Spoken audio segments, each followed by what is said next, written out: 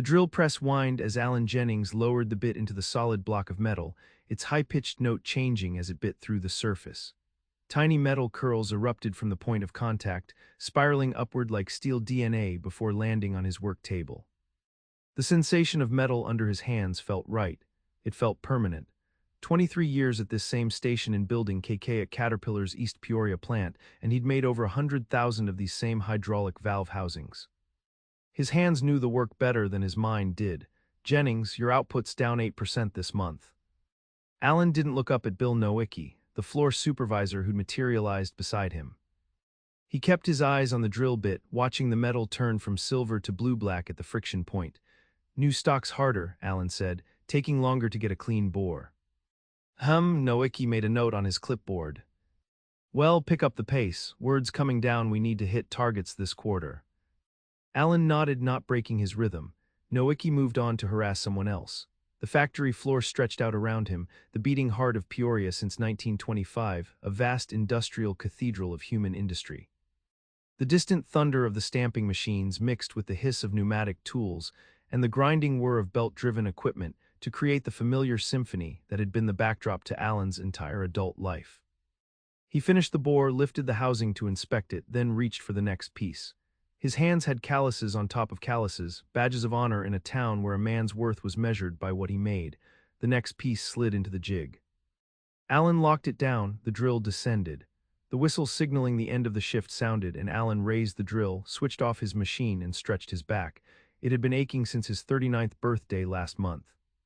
1992 was supposed to be a good year. His son, Adam, was graduating high school in the spring. Alan had already put in the word with his union rep to get the boy an apprenticeship at the plant. The Jennings men had worked at Caterpillar for 3 generations. His father had started in 1947 after coming home from the Pacific.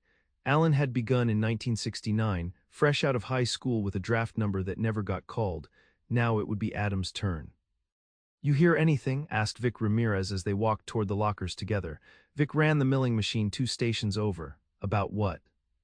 "The suits from corporate been all over the place today. Meetings upstairs all afternoon." Alan shrugged, end of the fiscal year, probably counting beans. "I don't know, man, my cousin works in shipping, says outbound's way down. They're storing product in temporary warehouses. Economy's in a slump, it'll pick up." Alan opened his locker, exchanged his safety glasses for his regular pair, and pulled out his lunch pail. "You sure about that?" Vic asked. "My brother-in-law in Decatur just got his walking papers. Same company, same union." "Decatur's not Peoria." Alan shut his locker with a metallic clang. "This is headquarters. Backbone of the company." Vic didn't look convinced as they pushed through the heavy metal doors into the parking lot. The February air hit Alan's face like a cold slap. The vast employee lot stretched out before them, filled with American-made trucks and sedans in orderly rows beneath tall yellow lights. Alan's 1989 Chevy pickup sat where it always did, 3 rows back, 4 spaces from the light pole. Vic waved and headed for his own vehicle. Alan sat in the cab of his truck for a moment before starting it, watching his breath fog in front of him. A deep weariness had settled into his shoulders, but he took pride in it, honest fatigue from honest work. His father had always said a man who wasn't tired at day's end hadn't done enough. The truck engine turned over on the 3rd try. He'd need to replace the starter soon, and he pulled out into the stream of vehicles, leaving the massive factory complex. He drove the same route home he always took, north on Adams Street, past the brick storefronts and small businesses that served the Caterpillar employees and their families. Lawson's Hardware, Me's Diner. Pete's Tavern, where the 3rd shift guys would be having their morning beers right about now. The giant illuminated Caterpillar sign loomed over the East Peoria landscape like a secular cross, visible from almost anywhere in town. The radio played a news report about President Bush's falling approval ratings and the upcoming election. Alan turned it off. Politics never seemed to change anything at ground level anyway. He pulled into the driveway of his 2-story colonial on Cedar Street, the house he and Zoe had bought in 1978 with his first union contract. The mortgage payment took exactly 28% of his monthly income, which the bank had assured him was the perfect ratio. 2 more years and it would be paid off. Alan hung his coat on the hook by the door and smelled pot roast cooking. He followed the aroma to the kitchen where he found Zoe O'Malley Jennings at the stove, stirring gravy in the cast-iron pan that had been her mother's. "You're late," she said without looking up, but he could tell from her voice she wasn't really upset. After 20 years of marriage, their rhythms were as familiar as the factory floor. Noiki writing everyone about quotas. He kissed the back of her neck and felt her lean into him slightly. Her brown hair was streaked with early gray, pulled back in a practical ponytail. The lines around her eyes had deepened in the last few years, but to Alan she was still the fierce girl who'd caught his eye at a union picnic in 1971. "Adam home?" he asked, stepping back. "Basketball practice." "Should be back any minute," she gestured to the table. "Mail came, there's something from the union." Alan picked up the envelope with the United Auto Workers logo in the corner. Inside was a single-page bulletin informing members of an emergency meeting tomorrow night. No agenda listed. His stomach tightened slightly. "What is it?" Zoe asked, seeing his expression change. "Union meeting, probably about the contract negotiations." He put the letter down. "Nothing to worry about." The front door slammed and Adam's voice called out, "Mom, Dad, I'm starving." Their son appeared in the kitchen doorway, all 6'2" of him, lanky in his Peoria Central basketball warm-ups, his dark hair damp with sweat. At 17, he looked more like Zoe than Alan, same sharp cheekbones and observant eyes, but he had Alan's height and broad shoulders.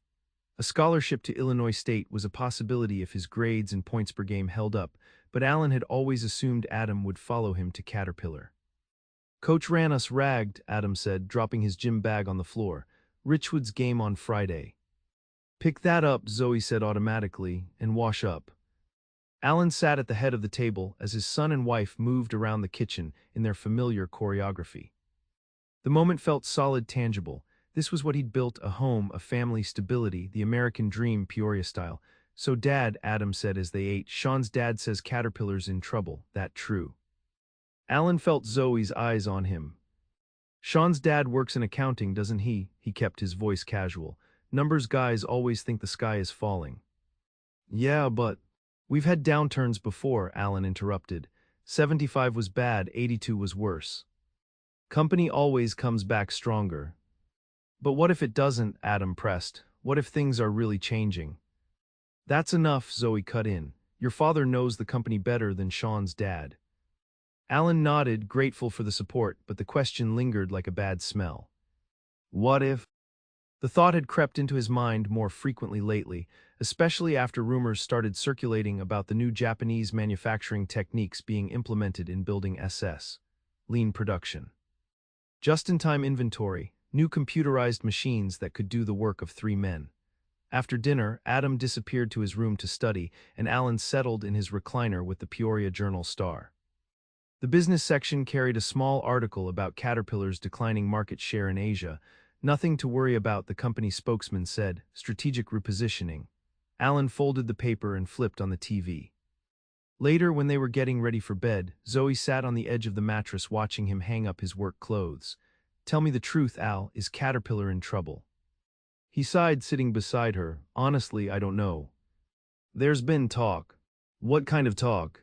"New management, cost-cutting, the Japanese taking market share." He rubbed his face. "Could just be rumors." She took his hand, turned it palm up, traced the calluses with her finger. "We've got some savings, not much but some." "We're not going to need it," Alan said firmly. "I've got seniority, 23 years, I'm practically untouchable." She nodded, but he could see the worry in her eyes. The same worry he felt but refused to acknowledge. "Come to bed," she said. "Tomorrow's another day." The next morning, Alan woke before his alarm, the gray winter light barely filtering through the window. He lay there, listening to Zoe's steady breathing, his mind already at work running through the valve housings he'd complete today. 120 per shift was standard. His personal best was 143.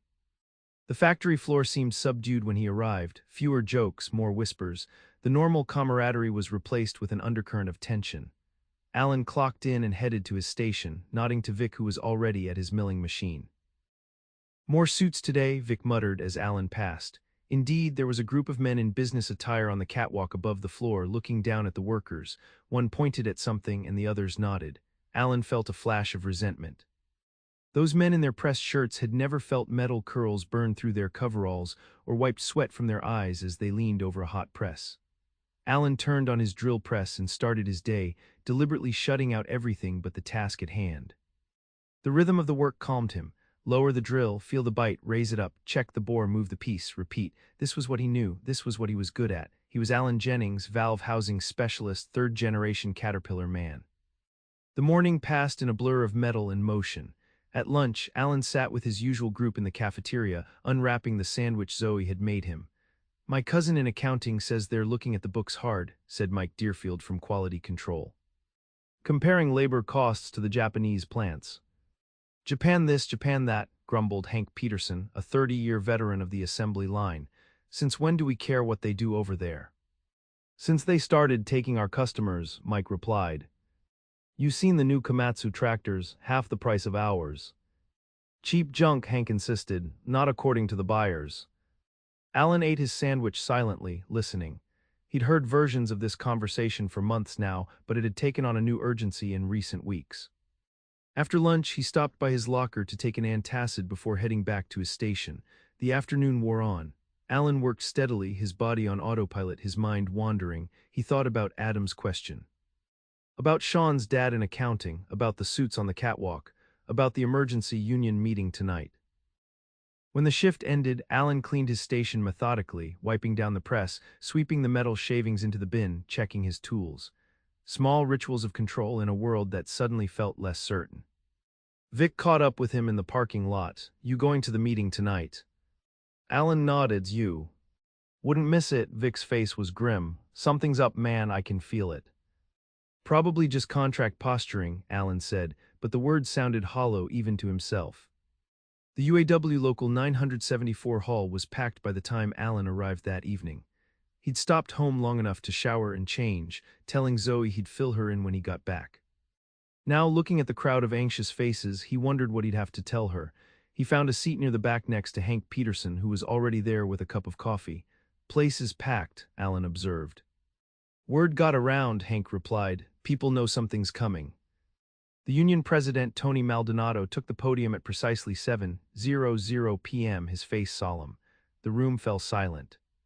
Brothers and sisters, he began, I'm not going to sugarcoat this. I had a meeting with Caterpillar management today. The company has informed us that due to global competition and falling profits, they are implementing what they call a strategic restructuring plan. A murmur went through the crowd. Beginning next month, Caterpillar will be eliminating approximately 2,900 positions in the Peoria area plants.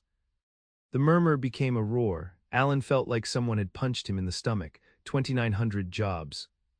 Nearly a fifth of the Peoria workforce. Maldonado raised his hands for quiet. The company claims these cuts are necessary to remain competitive in the global market. They're offering an early retirement package to employees with 30-plus years. For the rest, it'll be based on department, skill set, and seniority. The questions erupted immediately. Which departments, how much severance? What about benefits? Alan sat frozen, not hearing the responses. 2,900 people, families, mortgages, college tuitions, lives built around the certainty of Caterpillar. This is bullshit, someone shouted from the front. What about the contract? The contract has provisions for layoffs, Maldonado explained wearily. We're fighting for the best terms we can get, but the company's position is that this is necessary for survival. They're just trying to break the union, another voice called out. Shipping the jobs to Mexico. My father and grandfather worked that line. The meeting dissolved into angry shouts and arguments. Alan sat silently, trying to process what this meant for him, 23 years. Not enough for the early retirement package, but enough seniority to be safe. Probably, he felt Hank's hand on his shoulder. You all right, Al? Alan nodded mechanically, just shocked. Never thought I'd see the day. None of us did. Hank's face looked suddenly older, the lines deeper. My son's on second shift in Building SS. 2 years in, he'll be first to go. Alan didn't know what to say. His mind was racing ahead to what he would tell Zoe, how to explain this earthquake to Adam, who'd been counting on his own Caterpillar future. The drive home was a blur. Alan's hands gripped the steering wheel so tightly his knuckles ached. 2,900 jobs, the number kept repeating in his head like a skipping record. Zoe was waiting up for him when he got home, sitting at the kitchen table with a cup of tea. One look at his face told her everything. How bad, she asked. 2,900 jobs starting next month. She inhaled sharply. Your job. I don't know yet. Alan sank into a chair across from her. They say they're using seniority as a factor, but I just don't know. She reached across the table and took his hand. Her fingers were warm from the teacup. We'll be okay. Whatever happens, we'll figure it out. Alan wanted to believe her, but panic was building in his chest. What else could he do at 40? Who would hire him? His entire identity was tied to that plant, to being a caterpillar man. He'd never even written a resume. What do we tell Adam? He asked. The truth. Zoe squeezed his hand. That things are changing, but we're going to be fine. Alan nodded, but the words felt empty. How could they be fine when the very foundation of their lives was crumbling? That night he lay awake for hours, staring at the ceiling, listening to Zoe's breathing beside him. For the first time in his life, Alan Jennings was afraid. The next day at work, the factory floor hummed with tension. Groups of workers huddled together, sharing information and speculation. Alan went to his station and turned on his drill press, but the familiar routine brought no comfort now. Every housing he completed felt like one step closer to an uncertain future. Nowicki appeared beside his station mid-morning. Jennings, meeting with McPherson at 11, conference room B. Alan's stomach dropped. Phil McPherson was the department manager. Conference room meetings usually meant one thing these days. What's it about? He asked, but Nowicki was already walking away. The next hour crawled by. Alan worked mechanically, his mind racing. Was this it? Were they letting him go today? What would he say to Adam? The college fund had just enough for community college, not a 4-year school. The mortgage had 2 more years. The truck needed work. At 10:55, Alan cleaned his hands, removed his safety glasses, and made his way to conference room B. The hallway to the administrative area felt a mile long. He passed other workers coming and going, some with relieved expressions, others with devastation written on their faces. McPherson was waiting for him, along with a woman from HR whom Alan didn't recognize. They gestured for him to sit. Alan, McPherson began, you've been with us for 23 years now. Yes, sir. Alan's mouth was dry. Your work has been consistently good, reliable. Alan waited for the but. It hung in the air between them like an undetonated explosive. As you know, we're having to make some difficult decisions, McPherson continued. The valve housing division is being consolidated. We're keeping the most senior staff and moving to a more automated process. Alan's heart pounded in his ears. Am I being let go? McPherson exchanged a glance with the HR woman. Not exactly. We're offering you a position in the new automated line. It would mean a different role, more monitoring the machines than hands-on work. And there would be a 10% reduction in pay. Relief and anger flooded Alan simultaneously, not fired but demoted, reduced. What about my seniority level? He asked. My benefits. Seniority would transfer. Benefits remain the same, except the pension calculation would be affected by the new pay rate going forward. Alan nodded slowly, trying to process. When would this start? March 15th. You'd have 2 weeks of training on the new systems, mostly computerized, very different from what you've been doing. Computers. Alan had never even used a computer. Adam had been trying to teach him about their home PC, but Alan had always found excuses to avoid it. Now his job would depend on it. Do I have a choice? He asked. The HR woman spoke for the first time. The alternative would be a severance package, 2 weeks' pay for each year of service, plus extended health benefits for 6 months.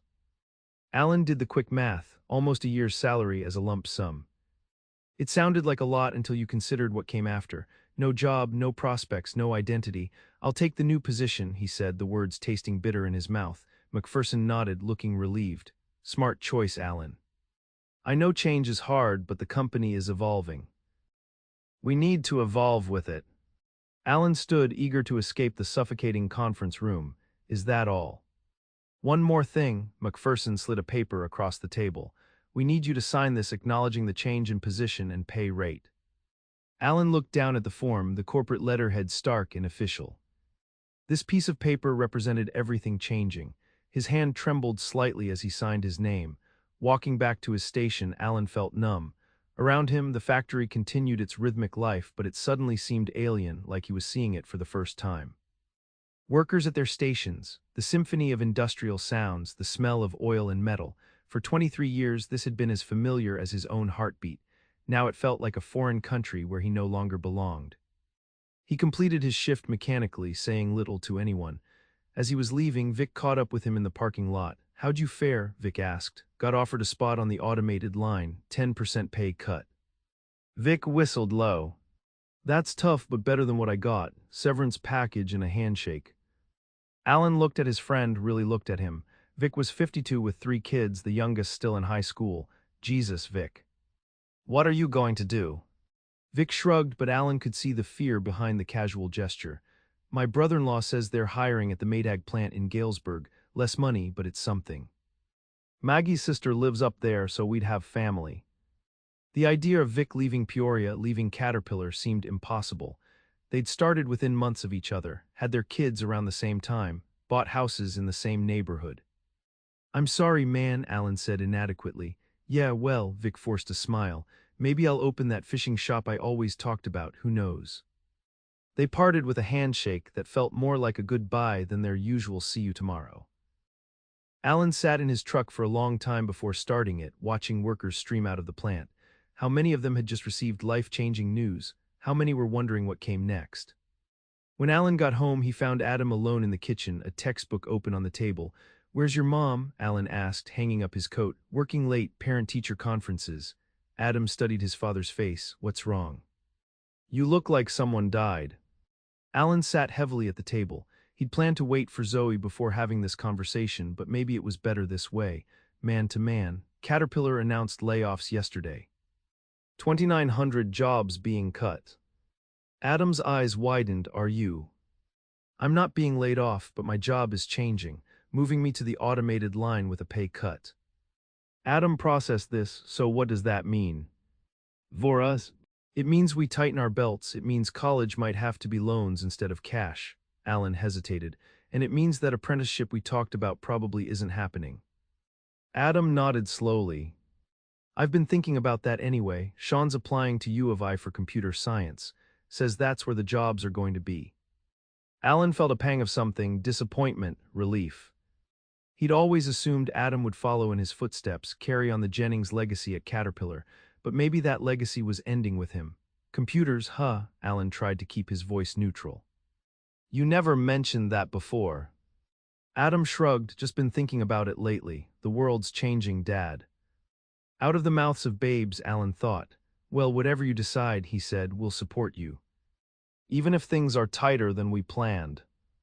Adam smiled, and Alan saw Zoe in the curve of his son's mouth. "I know, Dad, we'll figure it out." The same words Zoe had used. Alan wondered when his wife and son had become the strong ones, the ones reassuring him. When Zoe came home, Alan and Adam were sitting at the kitchen table together, looking at a computer programming book Adam had borrowed from the school library. Alan was trying to understand the basic concepts, but it felt like reading a foreign language. Zoe took in the scene with a raised eyebrow. "What's all this?" "Dad's teaching me about computers," Adam said with a straight face. "Is he now?" Zoe hung up her coat, amusement in her voice. "And how's that going?" "Let's just say I won't be applying to MIT anytime soon," Alan said. Zoe squeezed his shoulder as she passed. "I take it you talked to Adam." Alan nodded. "About everything. And I was just telling Dad I'm thinking about computer science instead of mechanical engineering," Adam added. Zoe's eyes met Alan's over their son's head. He could read the question there. "Are you okay with this?" "Smart kid," Alan said, thinking ahead. Later, after Adam had gone upstairs, Alan and Zoe sat at the kitchen table with cups of decaf coffee. He told her about the meeting with McPherson, about the new position, about Vic's layoff. 10% isn't so bad," she said when he'd finished. "We can adjust." "It's not just the money," Alan said. "It's everything. 23 years doing the same job, being good at it. Now they want me to babysit a machine that does my work for me." "You'll learn. You've always been a quick study." Alan shook his head. "I don't know, Zoe. I'm 40 years old, set in my ways. What if I can't adapt to all this?" "This change." She reached across the table and took his hand, a mirror of last night's gesture. "Alan Jennings, I've known you since you were 19 years old. You're the most stubborn, determined man I've ever met. When something needs to be done, you figure it out and you do it." Her confidence warmed him, but the doubt remained. "This feels different, like the whole world's shifting under my feet." "Maybe it is," she conceded. "But we're shifting with it. That's all we can do." They sat in silence for a moment, the kitchen clock ticking steadily on the wall. Alan thought about his father, who'd worked at the same Caterpillar plant until retirement, never once having to reinvent himself. The certainties of that generation seemed like fairy tales now. "I saw Vic's wife at the school tonight," Zoe said finally. "She's devastated. They've already got a realtor coming to look at their house." Alan felt a renewed surge of guilt at his own relative good fortune. At least he still had a job even with the pay cut. 2,900 families, he murmured. What's going to happen to this town? Zoe had no answer for that. The next few weeks passed in a blur of anxiety and preparation. Lists of names appeared on bulletin boards throughout the plant, some staying, some going, some reassigned. The atmosphere was thick with grief and anger. Men who had worked side by side for decades now avoided eye contact in the hallways, survivors' guilt dividing those who kept their jobs from those who didn't. Alan spent his remaining time on the valve housing line working mechanically, his hands going through the familiar motions while his mind wandered. He found himself memorizing details he'd long taken for granted, the exact pitch of the drill press at maximum speed, the way light caught on freshly cut metal, the smell of the cutting oil they used. Soon these would be memories of a world that no longer existed. At home, adjustments were already being made.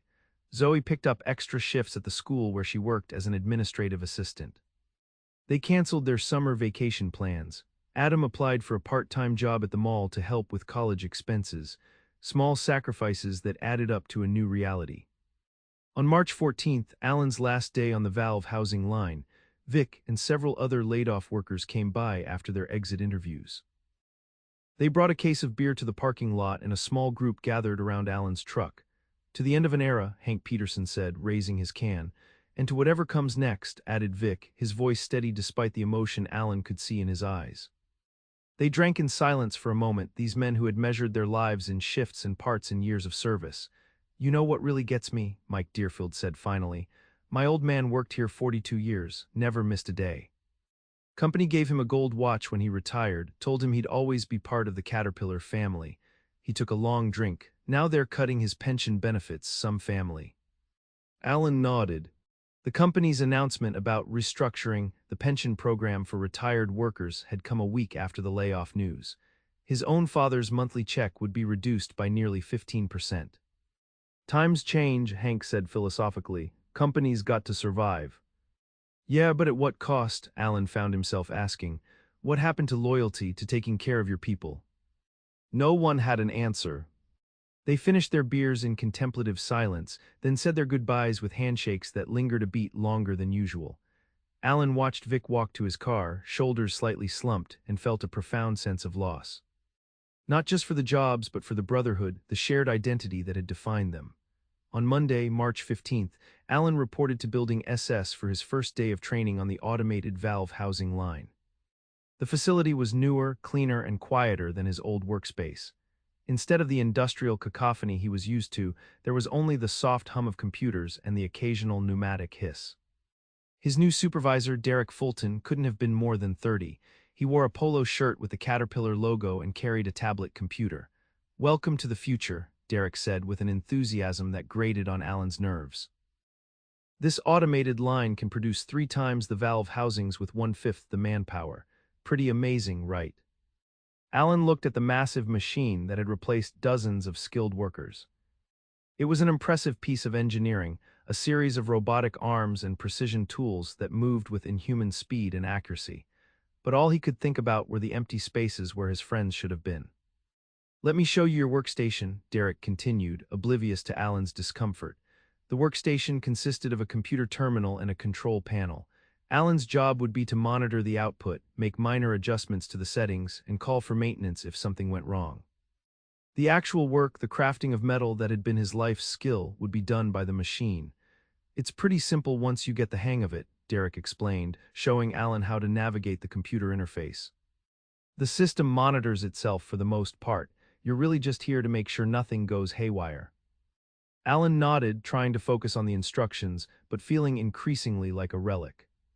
The young technician spoke a language of bytes and algorithms that might as well have been Sanskrit. By lunchtime, Alan's head was pounding with information overload. He found a quiet corner of the cafeteria and unwrapped the sandwich Zoe had made him, the same lunch he'd eaten for 23 years. Turkey on wheat, apple, oatmeal cookie if he was lucky. Today there was a cookie and a note. "Proud of you, love Z." The simple message nearly undid him. What was there to be proud of? He wasn't learning this new system because he wanted to, because he was ambitious or forward-thinking. He was learning it because the alternative was unemployment. Because at 40, with a mortgage and a son heading to college, he couldn't afford principles. The afternoon was more of the same, Derek patiently explaining procedures that Alan struggled to grasp, introducing him to the other 3 operators who would share the monitoring duties across shifts. They were all younger than him, all seemingly comfortable with the technology that made Alan's palms sweat. By the end of the day, Alan felt completely drained, more exhausted than he'd ever been after 8 hours on the line. This was a different kind of fatigue, mental rather than physical, and somehow more debilitating.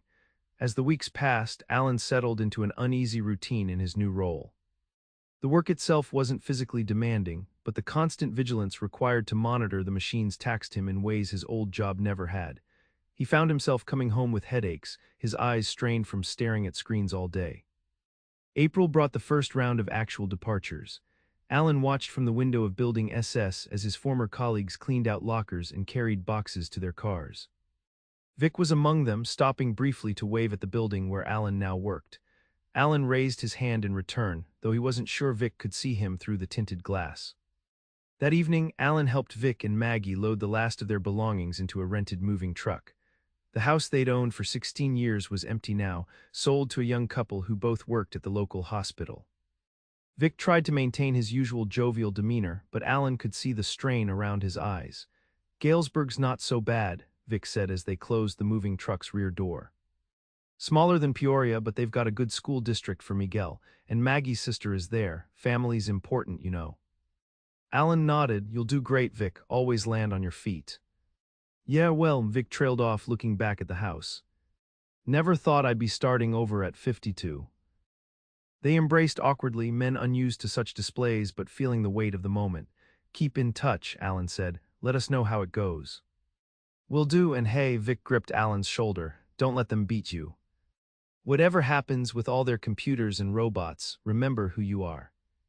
Who you are, the words echoed in Alan's mind as he watched the moving truck pull away. Who was he now? Not the skilled machinist he'd been for over 2 decades.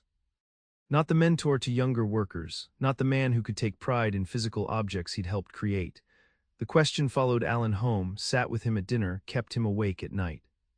Who was Alan Jennings without the identity he'd built around his work at Caterpillar? May arrived with news of more changes. Caterpillar announced plans to outsource part of their parts manufacturing to a facility in Mexico. Another 300 jobs would be eliminated by year's end. The company's stock rose on the announcement. Alan watched the news report with Adam, who was weeks away from high school graduation. "That's capitalism, Dad," Adam said matter-of-factly. "Companies have to maximize shareholder value. It's what they teach us in economics class." Alan looked at his son, startled by the casual acceptance in his voice. "What about the workers? What about their families?" Adam shrugged. "It's just business, not personal." The phrase, so dismissive, so bloodless, ignited something in Alan. Not personal, tell that to Vic Ramirez, who had to uproot his whole family. Tell it to Mike Deerfield, who's working 2 minimum wage jobs to keep his house. Tell it to your grandfather, who's trying to figure out how to afford his heart medication with reduced benefits. Adam looked taken aback by the outburst.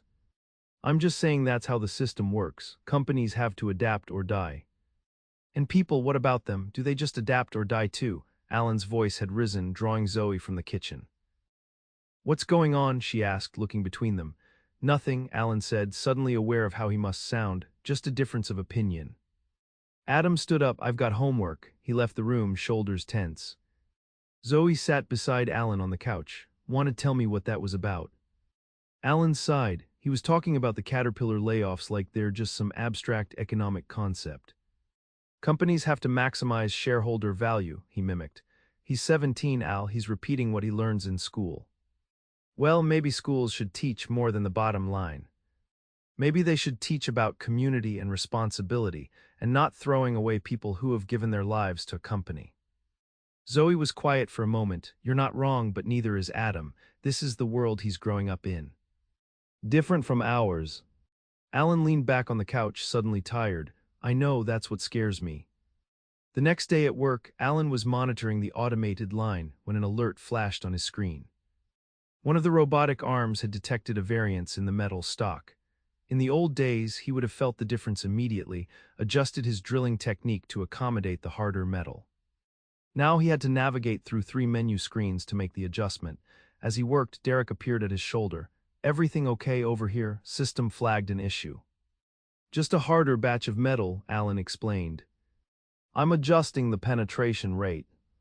Derek nodded approvingly. "Good catch. Some of the older guys struggle with letting the system handle the variations. They want to do it manually." Alan bit back a retort about older guys, knowing the feel of metal better than any sensor. Instead, he asked, "Where did you work before Caterpillar?" "Oh, I didn't work the line," Derek said. "I've got a degree in industrial engineering from Bradley, came straight here from college." Of course he did, Alan thought. Never held a drill or felt the burn of metal shavings on his skin. Never understood the pride of creating something tangible with his hands. Yet here he was, supervising men who'd spent decades perfecting their craft. "Must be interesting," Alan said neutrally, seeing the transition from manual to automated. Derek's face lit up. "It's fascinating, the efficiency gains are incredible. This line is producing 30% more housings than the old method, with 80% lower defect rates. It's revolutionary." Alan nodded, but he was thinking of the 20 men who used to work the valve housing line. Men with families and mortgages and kids in college, men whose skill sets were now obsolete. Where was the revolution for them? June brought Adam's graduation, a momentary bright spot in the ongoing stress. The ceremony was held in Peoria Central's gymnasium, packed with families beaming with pride. Alan and Zoe sat in the bleachers, watching as their son accepted his diploma. "Adam Robert Jennings," the principal announced, and Alan felt his chest swell with emotion. Whatever was happening at Caterpillar, whatever changes were reshaping his world, this was undeniable progress. His son, the first Jennings to attend a 4-year college. After the ceremony, they took photos outside the school, Adam tall and handsome in his blue cap and gown. Several of his teammates from the basketball team joined them, along with Sean, whose father worked in accounting at Caterpillar. "Sean's dad got promoted," Adam mentioned as they drove home. "He's going to be overseeing the new computer inventory system." Alan nodded, trying not to let his complicated feelings show. Sean's father had survived the cuts by being on the right side of the technological divide. "That's great," he said. "Sean must be proud." "Yeah, they're buying a new house in that development by the country club." "The one with the gate." Alan exchanged a glance with Zoe. Their neighborhood, once solidly middle class, was changing too, more for sale signs than he could remember, property values dropping as laid-off workers left town. At home, they had a small celebration with cake and presents. Adam seemed distracted, checking his phone frequently. "Hot date," Zoe teased after the third time he glanced at the screen. Adam looked up, slightly embarrassed. "Kind of. The guys are getting together at Sean's. His parents are letting us use their pool." "On your graduation night," Alan couldn't keep the disappointment from his voice. He'd planned to have a real conversation with Adam, man to man, about the future. "It's just for a few hours," Adam said. "I won't be late." Zoe touched Alan's arm lightly. "Go ahead," she told Adam. "Just be careful, no drinking and driving." After Adam left, Alan and Zoe sat at the kitchen table with the remaining cake between them. "He's growing up," Zoe said, "finding his own way." "I know, it's just happening so fast." Alan cut himself another slice of cake he didn't really want. One minute he's talking about following me to Caterpillar, the next he's set on computer science and hanging out at the country club. "Is that really so bad?" Zoe asked gently. "Given what's happening at the plant." Alan had no answer. Of course he wanted better for Adam than what he was experiencing now, the uncertainty, the forced adaptation to a changing economy. But part of him had always imagined passing on a legacy, teaching his son the things his father had taught him. Now that legacy seemed not just unlikely but undesirable. Who would want to inherit a dying way of life? July brought more changes. The second quarter earnings report showed Caterpillar's profits rising despite, or perhaps because of, the reduced workforce. The stock price jumped again. Management announced bonuses for executives who had overseen the successful restructuring. The news spread through the remaining workers like a virus, infecting everyone with a bitter anger. In the cafeteria, conversations turned increasingly dark. They fire 3,000 people, cut our pay, slash retiree benefits, and then give themselves bonuses. Mike Deerfield, who had survived the cuts but been demoted like Alan, stabbed at his food. How is that right? It's not, Alan agreed, but what can we do about it? The union's toothless, said Hank Peterson. They rolled over on the last contract. Maybe we need to show them we're not just going to take it, Mike suggested. Slow down production, call in sick, something. Alan shifted uncomfortably. 6 months ago, he might have agreed, but now, with so many people desperate for any job, the idea of risking the one he had made his stomach clench. I don't know, Mike. A lot of guys can't afford to rock the boat right now. Mike looked at him with something like disappointment. Since when did Alan Jennings get cautious?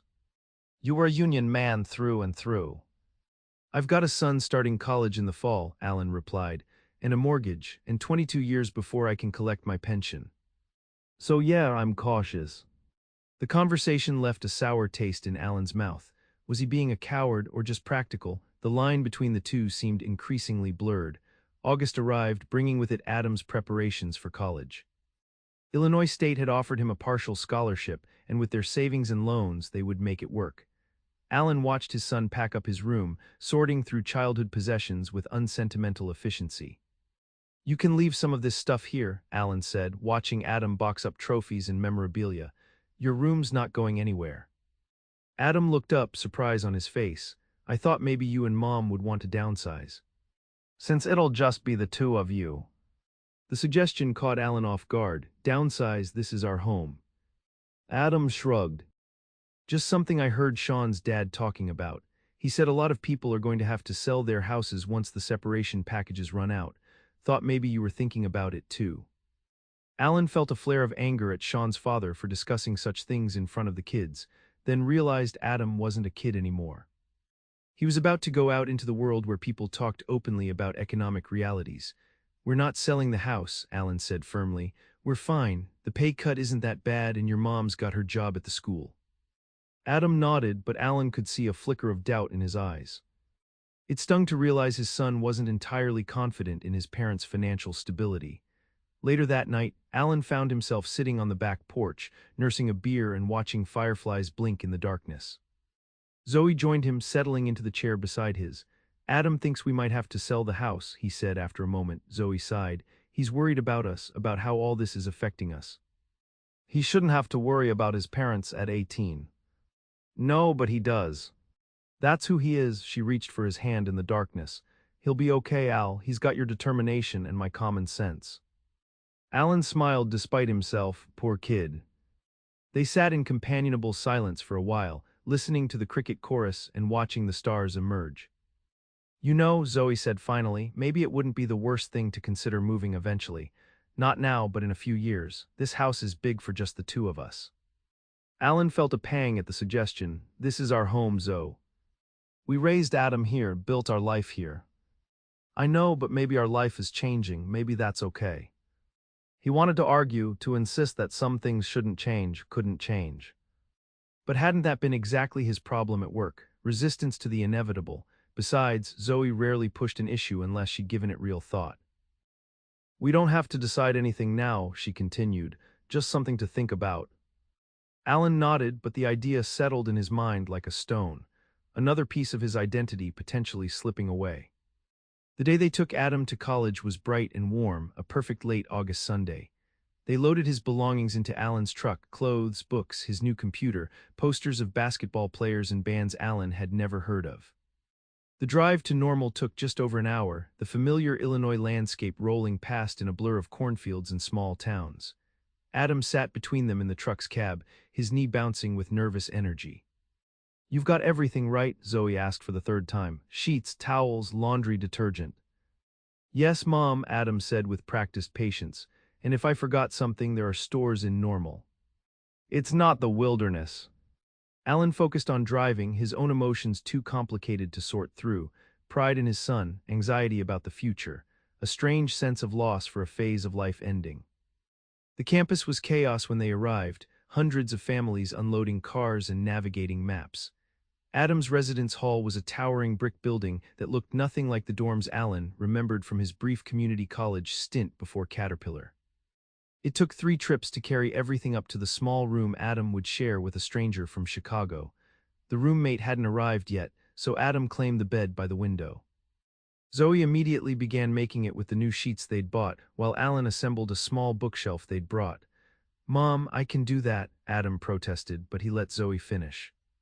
When everything was unpacked and arranged, the three of them stood awkwardly in the center of the room. The moment of parting had arrived. "Well," Alan said, clearing his throat, "I guess that's it." "There's an orientation picnic at 4, Adam said. "And I'm meeting my advisor tomorrow morning." "Call us if you need anything," Zoe said, "anything at all." "I will." Adam hugged his mother first, a long embrace that left Zoe wiping her eyes. Then he turned to Alan. They hadn't hugged much since Adam hit his teenage years, maintaining a masculine distance that Alan now regretted. He pulled his son close, feeling the solid strength of him, smelling the faint scent of the aftershave Adam had started using that summer. "I'm proud of you," Alan said roughly, "so damn proud." "Thanks, Dad," Adam's voice wavered slightly, "for everything, working all those years so I could have this." The simple acknowledgement nearly undid Alan. All the uncertainty, all the blows to his pride over the past month seemed to recede in the face of his son's gratitude. They left Adam standing in the doorway of his dorm room, waving as they walked down the hall. Zoe cried quietly on the drive home. Alan kept his eyes on the road, his hands steady on the wheel, his heart full of contradictory emotions. The house felt unnaturally quiet that night. Alan wandered from room to room, noticing the spaces where Adam's presence had been, hooks empty of his basketball jacket, the spot where his sneakers usually accumulated, the chair at the kitchen table where he'd done his homework. "We should get a dog," he said suddenly as he and Zoe prepared for bed. She looked at him in surprise. "A dog?" "Yeah, something to make noise. House is too quiet." Zoe smiled, understanding the real meaning behind the suggestion. "We could look at the shelter next weekend." Alan nodded, relieved she hadn't dismissed the idea. He needed something to care for, something to fill the growing void. The next morning, Alan went to work with a heaviness he couldn't shake. The automated line hummed efficiently, producing valve housings with inhuman precision. He monitored his screens, made minor adjustments, and tried not to think about the emptiness waiting at home. During his lunch break, Alan called Vic in Galesburg. It had been several weeks since they'd spoken. "How's Maydag treating you?" Alan asked after they'd exchanged greetings. There was a slight pause. "Actually, I'm not at Maydag anymore. Place is having its own troubles. Layoffs started last month and I was low man on the totem pole." Alan felt a sinking sensation. "Jesus, Vic, I'm sorry, what are you doing now?" "Picked up some shifts at a warehouse. It's not great money, but it's something. Maggie's working at Target. Between the two of us, we're keeping afloat." The strain in Vic's voice was evident despite his attempt at optimism. Alan remembered the proud, confident man who'd worked beside him for decades. The man who'd talked about opening a fishing shop someday, not out of necessity, but as a retirement dream. "How's Miguel handling the move?" Alan asked, referring to Vic's youngest son. "He's all right, making friends, misses his buddies from Peoria, but kids adapt, better than us old dogs." They talked a while longer about mutual acquaintances, about Caterpillar's latest announcements, about nothing in particular. When they hung up, Alan sat in the cafeteria staring at his half-eaten lunch, appetite gone. Old dogs, that's how he felt these days. An old dog trying to learn new tricks because the alternative was starvation. But at least he still had a job, unlike Vic. At least he hadn't had to uproot his family. The thought brought little comfort. September brought cooler temperatures and a new tension to the plant. Rumors circulated about additional outsourcing, about more automation. Alan found himself watching the younger technicians with their tablets and laptops, wondering if they too would someday be replaced by something newer, faster, cheaper. At home, he and Zoe adjusted to their quieter life. They adopted a middle-aged beagle mix from the shelter, a gentle soul with sad eyes that Adam named Rusty during one of his weekend visits home. The dog followed Alan everywhere, sensing perhaps a kindred spirit in need of companionship. One evening in late September, Alan was working in the garage when Zoe appeared in the doorway. "Phone call," she said. "It's Phil McPherson." Alan frowned. His supervisor rarely called at home, and never in the evening. He wiped his hands on a rag and took the cordless phone from Zoe. "Alan, sorry to bother you at home," McPherson said, "but I wanted to give you a heads up before tomorrow. There's going to be an announcement about building SS." Alan's stomach tightened. "What kind of announcement?" "They're consolidating operations, moving the automated line to the Decatur facility where they've got more capacity." It's effective November 1st. Alan sat heavily on a nearby stool, and the operators, what happens to us? There was a pause. There are some positions available at the Decatur plant for those willing to relocate, otherwise. Well, the company is offering a separation package similar to what they offered in March. Relocate to Decatur, 100 miles away, or take a buyout and join the ranks of the unemployed in a town with dwindling opportunities. I see, Alan said, his voice sounding distant to his own ears. And this is happening, when did you say? November 1st, but the announcement is tomorrow. I wanted you to hear it from me first. You've been a good employee, Alan. Adapted well to the changes. I'd be happy to recommend you for one of the Decatur positions. Thank you, I appreciate that. The words came automatically, a social reflex. I'll need to discuss it with my wife, of course. Of course. Let me know what you decide. After hanging up, Alan sat motionless in the garage, surrounded by his tools and projects. The walls seemed to be closing in, the familiar space suddenly alien. Zoe appeared in the doorway. What did Phil want? Alan looked up at his wife, her face concerned in the harsh fluorescent light of the garage. How many times had they weathered storms together? How many adjustments and compromises had they made over the years? They're shutting down Building SS, he said flatly, moving the operation to Decatur. Zoe took a deep breath. And you? Relocate or take a buyout? She nodded slowly, processing the information. When do you have to decide? Soon, the announcement is tomorrow. Zoe came and sat beside him on the adjacent stool. They'd bought the matching set at a garage sale when they first moved into the house, bargaining the price down from $10 to $7. A small victory they'd celebrated with ice cream cones. What are you thinking? She asked after a moment. Alan shook his head. I don't know, Decatur's too far to commute. We'd have to move, sell the house, start over.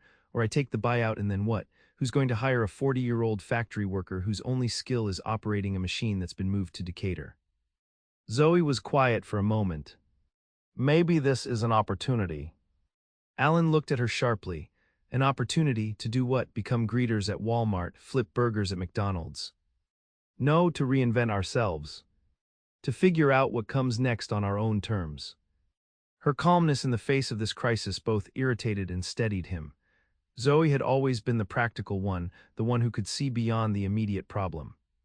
It's not that simple, Zoe. We're not kids anymore. We can't just start over. Why not? Other people do it. People reinvent themselves all the time. Alan stood and paced the small garage. Because this is who I am. Who I've always been. Caterpillar is more than just a job for me. It's my identity. The words hung in the air between them, the first time Alan had articulated the core of his struggle these past months. Zoe looked at him with a mixture of sympathy and determination. No, she said firmly, Caterpillar is where you work, it's not who you are. You're Alan Jennings, you're my husband, Adam's father. A man who builds things, who solves problems, who takes care of the people he loves. That doesn't change whether you work at Caterpillar or anywhere else. Alan wanted to argue, to insist she didn't understand. But as he looked at Zoe, her face calm and certain in the harsh garage light, he realized maybe she understood better than he did. I don't know what else I would do, he admitted finally. Where would we even go? We don't have to decide tonight, Zoe stood and took his hand. Let's sleep on it, talk more tomorrow. That night, Alan lay awake long after Zoe's breathing had settled into the rhythm of sleep. His mind raced with possibilities and fears. Relocate to Decatur, take the buyout and stay in Peoria, try to find another job locally. The options played on a loop in his head, none of them feeling right. Around 3 a.m., he gave up on sleep and went downstairs. Rusty followed, nails clicking on the hardwood floors. Alan made a cup of instant coffee and sat at the kitchen table with the dog at his feet. The house was quiet except for the occasional creak and settle of an older home. This house that had sheltered them for 14 years, where they'd raised their son, where they'd built their life together. The thought of leaving it created a physical ache in his chest. But what would staying mean, taking the buyout and then, what? The severance would last a few months at best, then unemployment benefits, then what? Depleting their savings. Mortgaging their future, taking whatever job he could find, regardless of pay or satisfaction. Alan's thoughts drifted to Vic in Galesburg, piecing together warehouse shifts and letting go of his dignity one day at a time. Was that what waited for him if he stayed? When dawn began to lighten the kitchen window, Alan was no closer to a decision. He let Rusty out into the backyard, watching the dog sniff his way around the familiar territory. When had a beagle from the pound become one of the constants in his rapidly changing world, Zoe found him there an hour later, still watching the dog, a cold cup of coffee on the table beside him. "You didn't sleep," she said. "It wasn't a question, couldn't turn my brain off." Alan rubbed his eyes. "I kept thinking about Vic, about what he's going through in Galesburg." Zoe put her hand on his shoulder. "We're not Vic and Maggie. We have different options, different circumstances." "Do we really?" Alan looked up at her. "Because from where I'm sitting, it looks pretty similar. Company pulls the rug out and we scramble to catch ourselves before we hit the floor." Zoe sat across from him, her face serious in the early morning light. "You know what the difference is? Vic tried to replicate what he had at Caterpillar, find another factory job, another company town, but maybe that's not the answer anymore." "Then what is?" "I don't know, Al. But I think we need to stop looking backward and start looking forward. What do we want the next 20 years to look like? Where do we want to be? What do we want to be doing?" The questions hung between them, both intimidating and strangely liberating. In 23 years at Caterpillar, Alan had never really asked himself what he wanted. The path had been predetermined: apprenticeship, journeyman, retirement, but that path no longer existed, not for him, not for anyone. "I need to get ready for work," he said finally. "Make the announcement official." Zoe nodded. "We'll talk more tonight, start making some lists, some plans." At work, the atmosphere was thick with tension. The official announcement came at 9 a.m., delivered by a vice president Alan had never seen before. The man spoke of strategic repositioning and maximizing operational efficiencies, corporate speak that did nothing to soften the blow for the 200 people in Building SS who would have to uproot their lives or find new jobs. Derek, Alan's young supervisor, seemed genuinely distressed. "I had no idea this was coming," he told Alan during a brief moment alone. "They just told me yesterday." Alan nodded, oddly touched by the young man's concern. "It's not your fault." "I've already put in for a transfer to Decatur," Derek continued. "My wife's not thrilled, but what can you do? The job market's tough right now." "Yeah," Alan thought of Zoe's question from that morning. "What do we want the next 20 years to look like? It's a tough decision." The rest of the day passed in a blur of shock and speculative conversations. Some people were already certain they would relocate. Others were adamant about staying, regardless of the consequences. Most, like Alan, were caught in the paralysis of an impossible choice. That evening, Alan and Zoe sat at the kitchen table with a legal pad between them, making lists. Pros and cons of relocating versus taking the buyout, potential jobs in Peoria, potential places they might move if not Decatur. The house quickly filled with yellow pages of Zoe's neat handwriting. "My sister says the school district in Phoenix is always hiring," Zoe said, adding it to a growing list of possibilities. "Administrative staff, maintenance, custodial." "Phoenix," Alan looked up sharply. That's halfway across the country." "It's just an option, Al, we're exploring." Alan stared at the list of cities. Decatur, St. Louis, Indianapolis, Phoenix, places where they knew someone had some connection, might find work.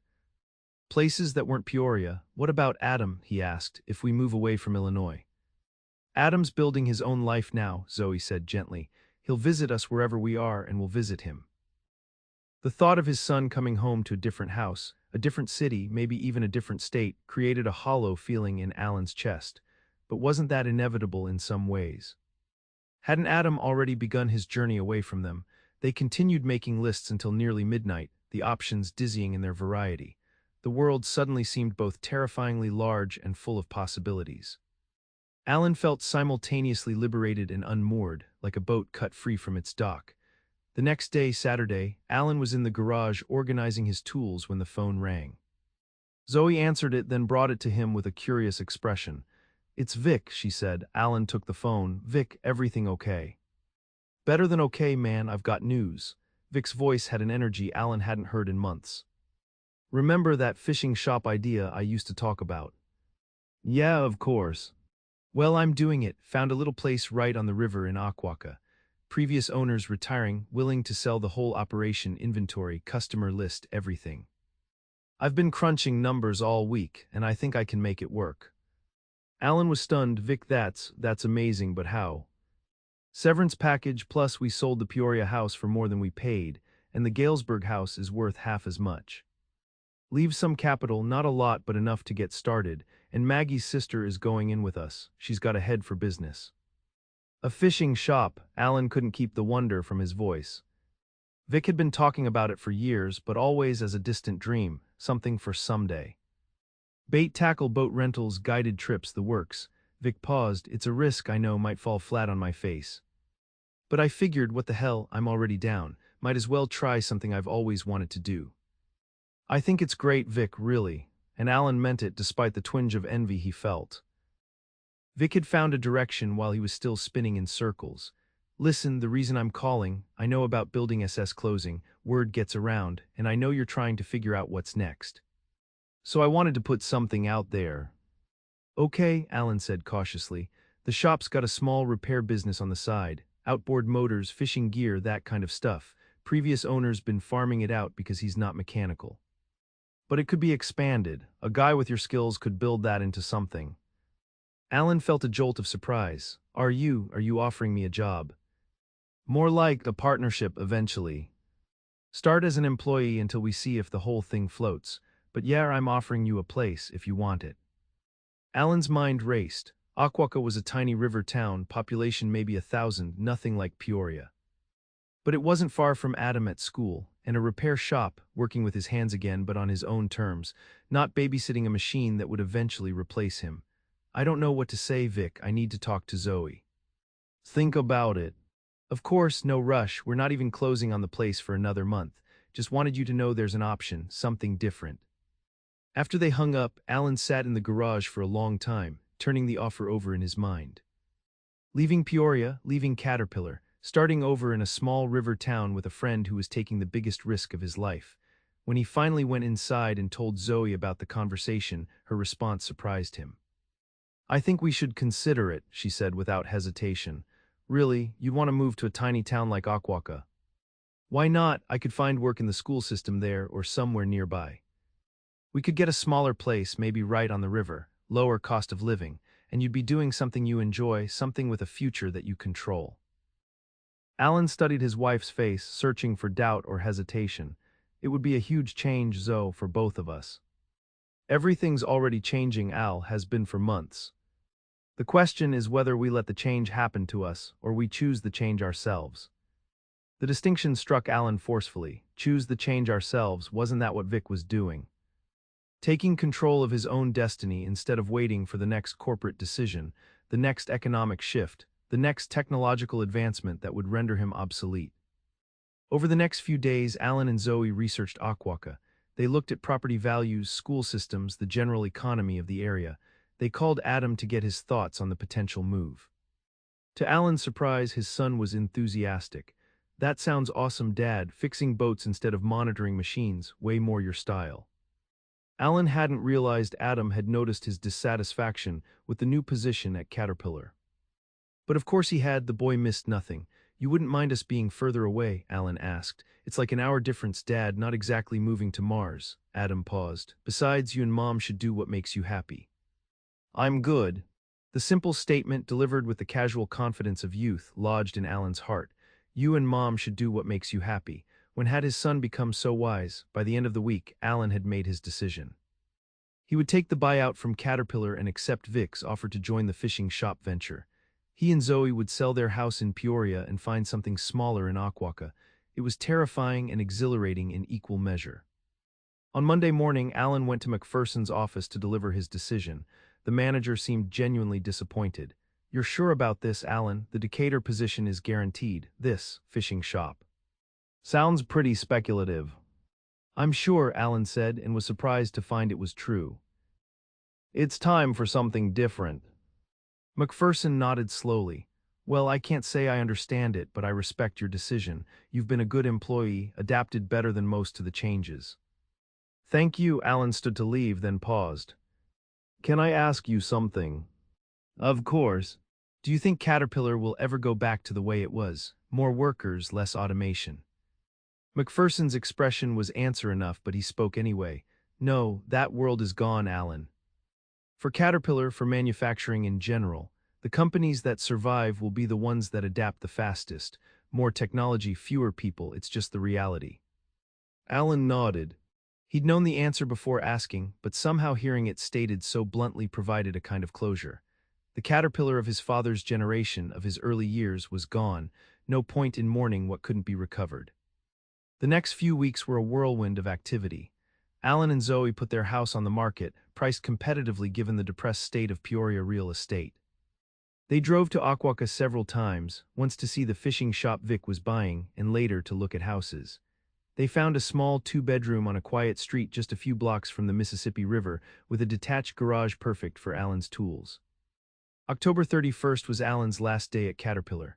23 years distilled down to a final shift, a small gathering of remaining colleagues, a cake in the break room with "Good luck, Alan" written in blue icing.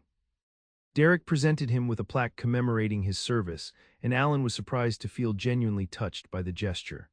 As he walked out of Building SS for the last time, Alan paused to look back at the massive facility that had been the center of his working life. The Caterpillar sign glowed yellow against the darkening sky, a beacon he had followed faithfully for more than 2 decades. In that moment, Alan expected to feel a wave of regret or nostalgia. Instead, he felt something unexpected: relief. The burden of trying to hold on to something that was already gone had been lifted. Ahead lay uncertainty, yes, but also possibility. A chance to redefine himself, to discover who Alan Jennings was beyond the factory floor. He got into his truck and drove home one last time along the familiar route. Past Lawson's Hardware and Me's Diner and Pete's Tavern. Past the neighborhoods where his colleagues lived, some now with for sale signs in their yards, others holding on and hoping for better days.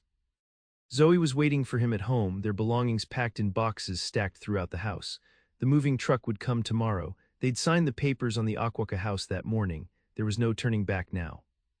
"How was it?" she asked as he hung up his coat for the last time. "Strange, but okay." Alan looked around at the boxes, at the bare walls where family photos had hung. "Are we crazy to be doing this, Zoe?" She came to him, wrapping her arms around his waist and looking up into his face. "Probably, but I'd rather be crazy than stuck."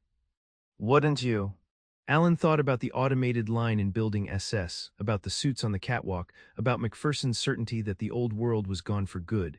He thought about Vic in Aquaca, taking a risk on a dream. About Adam at college, building a future in a world Alan barely understood. "Yeah," he said finally, "I would." The next morning, they loaded the moving truck and took one last walk through the empty house that had been their home for 14 years.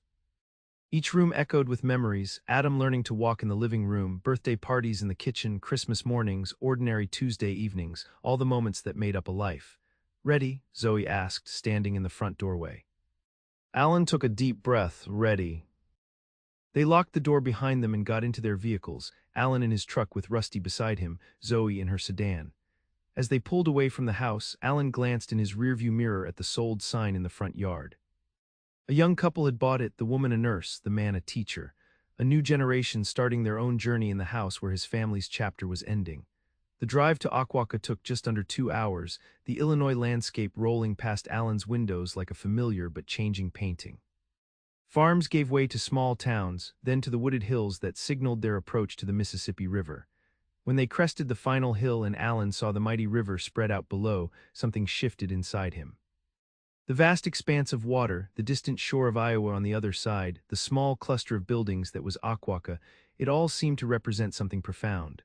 The river had been flowing for millennia before Caterpillar existed, before factories and unions and automation. It would continue flowing long after. There was a strange comfort in that permanence amidst change.